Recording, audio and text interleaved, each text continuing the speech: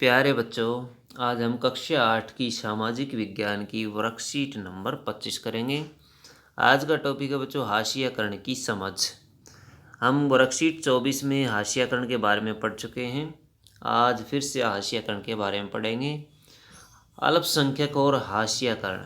अल्पसंख्यक एक ऐसा समुदाय है जो धार्मिक और भाषाई संख्या की दृष्टि से बाकी की आबादी के मुकाबले बहुत कम है। ये केवल संख्या के सवाल तक ही सीमित नहीं है, बल्कि इस समुदाय के लोगों की सत्ता और संसाधनों तक पहुंच जैसे मुद्दे भी जुड़े हुए हैं, और साथ ही इन्हें अपने सामाजिक स्तर व संस्कृति बनाकर भी रखना है।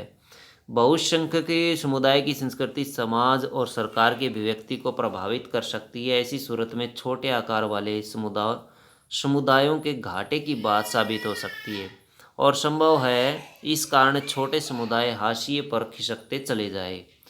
ऐसे में अल्पसंख्यक समुदायों को बहुसंख्यक समुदायों के सांस्कृतिक वर्चस्व की आशंका से बचाने के लिए सुरक्षात्मक प्रावधान की जरूरत पड़ती है बच्चों। संविधान में इन सुरक्षाओं की व्यवस्था इसलिए की गई है कि हमारा संविधान भारत की सांस्कृतिक विविधता की सुरक्षा तथा समानता व न्याय की स्थापना के लिए प्रतिबद्ध है। कानून को कायम रखने और मौलिक अधिकारों को साकार करने में न्यायपालिका की एक अहम भूमिका होती है। अगर किसी भी नागरिक को ऐसा लगता है कि इसके मौलिक अधिकारों का हनन हो रहा है, तो वह अदालत में जा सकता है बच्चों। मुसलमान और हाशियाकरण। भारत की जनगणना 2011 के अनुसार मुसलमानों की संख्या को हाशियाई समुदाय माना गया है। विभिन्न स्रोतों से प्राप्त जानकारी के अनुसार मूलभूत सुविधाओं, साक्षरता और सरकारी नौकरियों के हिसाब से इनकी स्थिति दूसरे समुदायों के मुकाबले कमज़ोर रही है।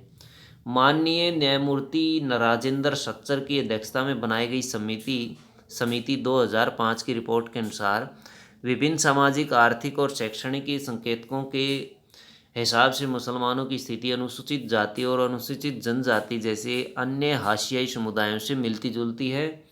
दूसरे अल्पसंख्यकों की तरह मुसलमानों के भी कई रीति रिवाज और व्यवहार मुख्यधारा के मुकाबले काफ़ी अलग हैं।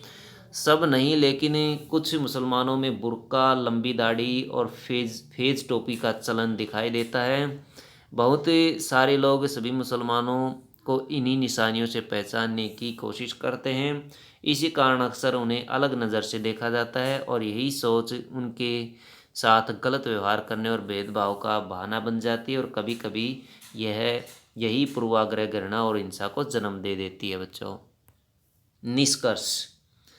हाशियाकरण का संबंध अभाव, पूर्वाग्रह और शक्तिहीनता के एहसास से जुड़ा हुआ है। हमारे देश में दलित भी इसी तरह का एक समुदाय है। हाशियाकरण से कमज़ोर सामाजिक हैसियत ही पैदा नहीं होती, बल्कि शिक्षा और अन्य संसाधनों तक पहुंच भी बराबर नहीं मिल पाती। इसके बावजूद हाशियाई समुदायों का जीवन भी बदला जा सकता है और बदलता है।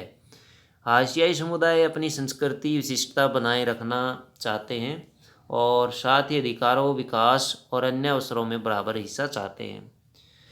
अपने अनुभव के आधार पर बताइए कि हाशियाई लोगों का जीवन कैसा होता है। इसका एक चित्र बनाइए। क्वेश्चन देखिए बच्चों। क्वेश्चन नंबर 1, अल्पसंख्यक और बहुसंख्यक में क्या अंतर है।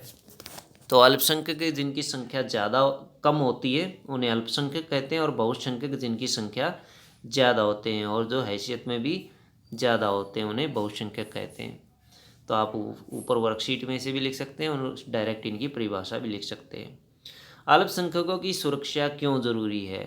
समाज में सबको बराबर मौका मिलना चाहिए, और समाज दो उच्च वर्ग और निम्न वर्ग दोनों से मिलकर बनता है, इसलिए अल्पसंख्यकों की सुरक्षा भी जरूरी है। किसी समुदाय के लोग हाशियाई समुदाय के लोग कैसे बन जाते हैं।